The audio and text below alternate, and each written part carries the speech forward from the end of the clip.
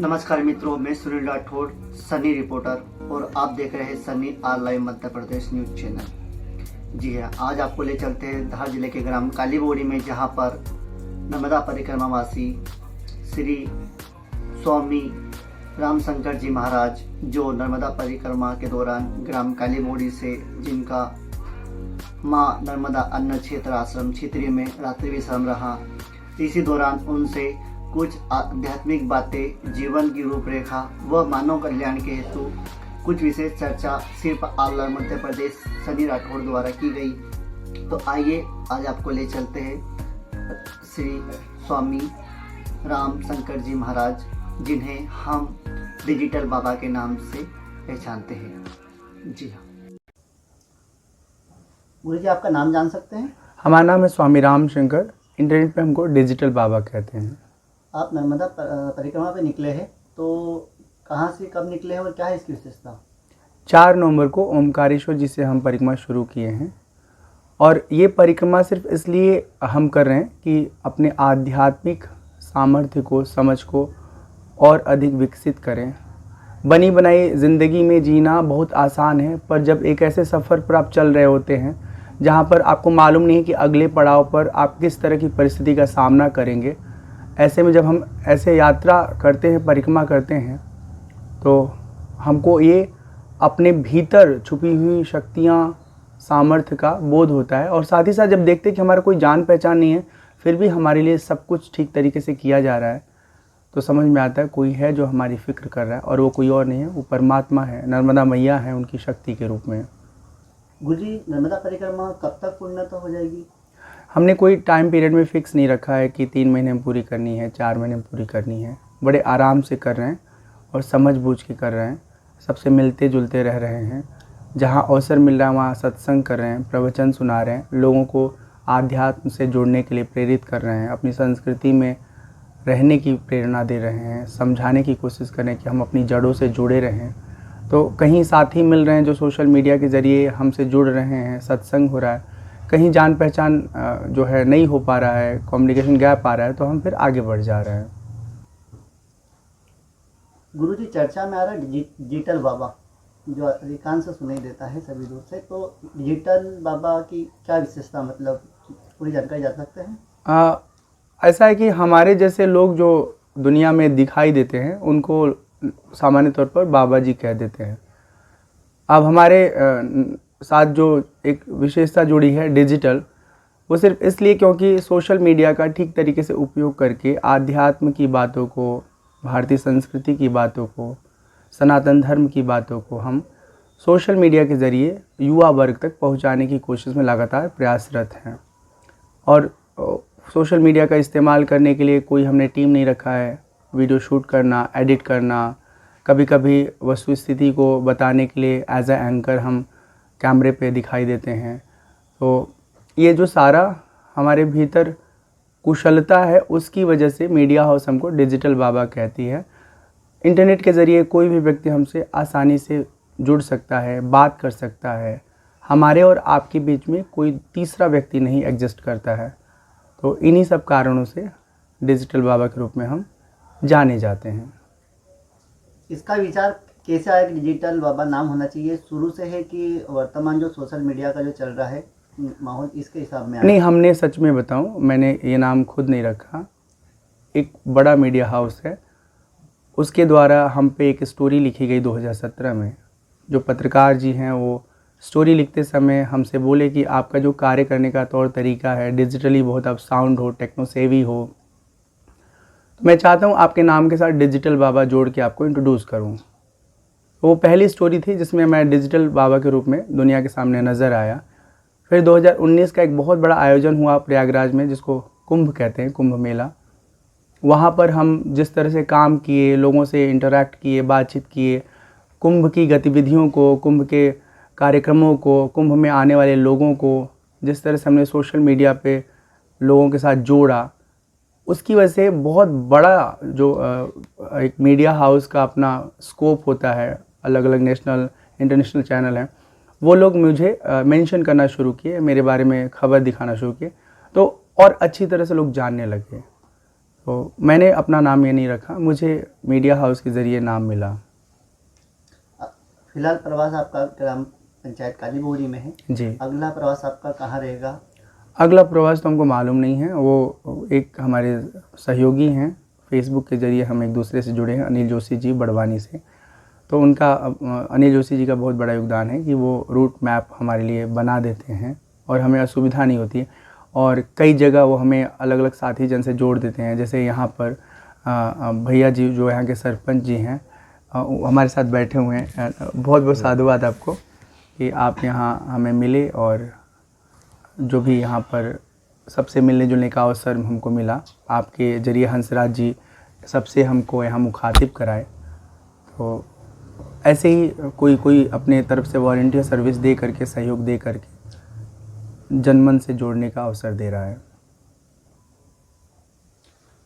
गुरुजी, हम जानना चाहते हैं कि परिक्रमा को लेकर क्या अनुभव है आपका आज तक और आगामी? और नहीं, अलग अलग परिक्रमा में अनुभव हुआ, उसमें एक बात हम कहना चाहते हैं कि हमने बहुत सारे जगहों का दर्शन किया है, भ्रमण किया है। जिसे मानवता कहते हैं ना, वो मानवता माँ नर्मदा की परिक्रमा के दौरान साक्षात जीवंत रूप में हमको दिखाई देता है। मध्य प्रदेश के भीतर जो महाराष्ट्र का कुछ हिस्सा है, गुजरात का कुछ हिस्सा है, परिक्रमा के दौरान आता है, मार्ग के किनारे किनारे इतनी सेवा होती है, इतना ख्याल रखते हैं, वो भी निस्वार्थ भाव से। तो लगता है कि अभी भी दुनिया में कुछ लोग अच्छे हैं जो अपने लिए जीने के साथ साथ औरों के लिए जीते हैं, औरों का फिक्र करते हैं, औरों का ख्याल रखते हैं, और वो भी बिना किसी स्वार्थ के, बिना किसी लालसा के। तो ये मुझे बहुत अंदर से प्रेरणा दिया और मुझे लगा कि ये बात सबको बताना चाहिए। परिक्रमा करने से हमारे भीतर का जो सामर्थ्य है वो बहुत विकसित हुआ। प्रतिकूल परिस्थितियों का सामना करना, वो मेरे भीतर का जो सामर्थ्य है वो बढ़ा।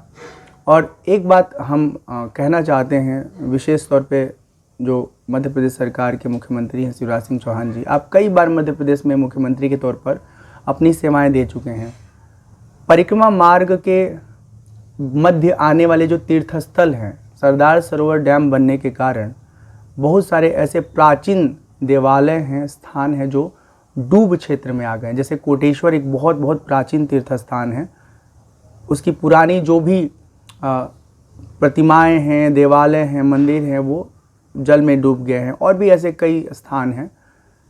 सरकार को चाहिए, मुख्यमंत्री शिवराज सिंह चौहान जी आपको चाहिए कि अपनी कोशिशों से कोई विधेयक पास करके, कोई स्कीम ला करके सनातन धर्म के इन धरोहरों को ठीक तरीके से, व्यवस्थित ढंग से इनका पुनरुद्धार किया जाए, पुनर्स्थापना किया जाए, ताकि सनातन धर्म को मानने वालों के लिए ये जो आस्था का केंद्र है पुनः उन्हें प्राप्त हो सके।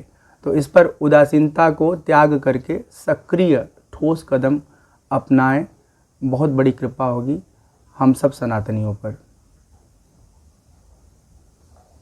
यात्रा को लेकर क्या संदेश रहेगा गुरुजी समाज को? हमारी प्रार्थना है युवा वर्ग से, जीवन में वक्त मिले तो जवानी में ही एक बार परिक्रमा जरूर कर लीजिएगा नर्मदा मैया की। इतना कुछ जानने, समझने, सीखने को मिलेगा कि जीवन के हर परिस्थिति को आप आसानी से सह पाएंगे, उसका सामना कर पाएंगे और जीवन को बहुत अच्छे से जी पाएंगे। हमारे भीतर मानवता का संचार होगा। एक बार कोई व्यक्ति परिक्रमा कर लेना तो उसको सबसे बड़ी जो समझ उसके जीवन में उत्पन्न होती है वो ये कि इतने सारे जगहों पर वो भोजन करता है, वो भी निःशुल्क, लोगों को सेवा करते हुए देखता है। तो जब वो परिक्रमा करके जाता है अपनी दुनिया में, अपने गांव में, अपने शहर में, तो निश्चित तौर पर परिक्रमा करने वाला साधक औरों की सहायता, सेवा करने में हर समय तत्पर रहता है। तो ऐसे कहें तो परिक्रमा एक ऐसा प्रोसेस है जहाँ पर आप आध्यात्मिक रूप से संपन्न होते हैं, साथ ही साथ मानवता से भी आप बहुत अधिक धनी होते हैं और सामाजिक सरोकार के क्षेत्र में आप एक बेहतर किरदार निभाते हैं। कोई बोलते नहीं होता, साधु की जात खत्म हो जाती है। अभी वर्तमान अच्युत कहेंगे विजय राघव दास जी गुरु जी का नाम। जी। गुरु जी ने मुझे रामदास नाम दिया। अरे वाह। हमारा नाम राम शंकर दास। जी जी राम शंकर, आपका डिजिटल उस पर देखते हैं ना मोबाइल पे, आप औरिया रुके थे, हाँ हाँ वो हमारे कुल समाज का ही मंदिर है। जी, अरे बाबा। हमारे कुल देवता भी वही है, कुल देविया भी वही है। मन से धन से तन मन धन जीवन से, तन से मन से धन से तन मन धन जीवन से, हम करें राष्ट्र आराधन, हम करें राष्ट्र आराधन, हम करें राष्ट्र आराधन, आराधन करें राष्ट्र आराधन।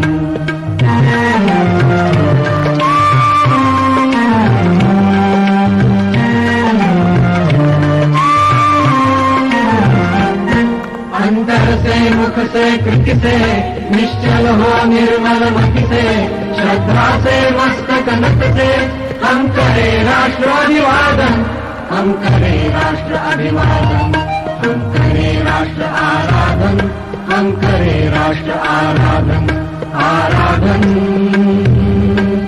करें राष्ट्र आराधन।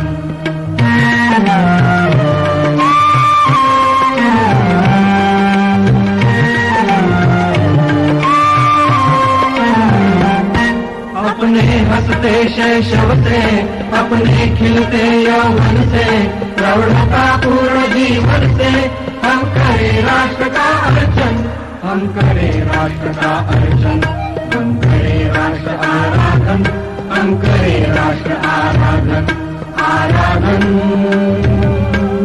करें राष्ट्र आराधन।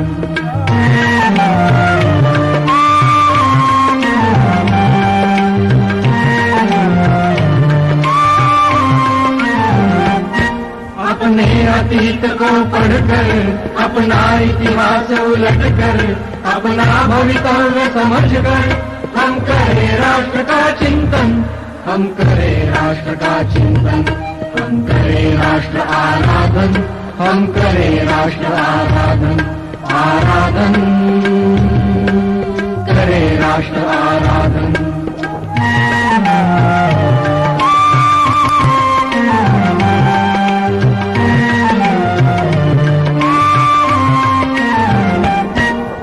याद हमें युग युग की जलती अनेक घटनाएं, जो माँ की सेवा पथ पर आई बनकर विपदाएं, हमने अभिषेक किया था जननी का अरिशोणित से, हमने श्रृंगार किया था माता का अरिमुंडा से, हमने ही उसे दिया था सांस्कृतिक उच्च सिंहासन, माँ जिस पर बैठी सुख से करती थी जग का शासन। अब काल चक्र की गति से वह टूट गया सिंहासन,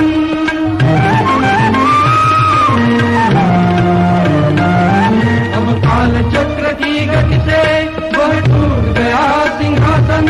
अपना तन मन धन देकर हम करें पुनः संस्थापन, हम करें राष्ट्र आराधन, हम करें राष्ट्र आराधन, हम करें राष्ट्र आराधन।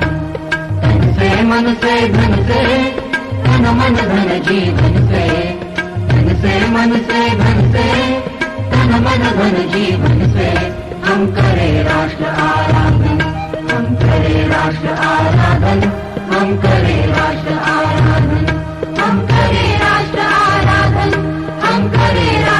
आदरणीय JKG राठौड़ साहब को भारतीय जीवन बीमा निगम में MDRT 2023 में द्वितीय शतक पर मनोनीत होने पर आर लाइव परिवार की ओर से हार्दिक शुभकामनाएं। आपकी मेहनत किसी परिचय की मोहताज नहीं, ईश्वर से कामना है कि आपका कार्य इसी तरह आपका परिचय देते रहे और निरंतर प्रगति उन्नति करते रहे। पुनः बधाइयाँ।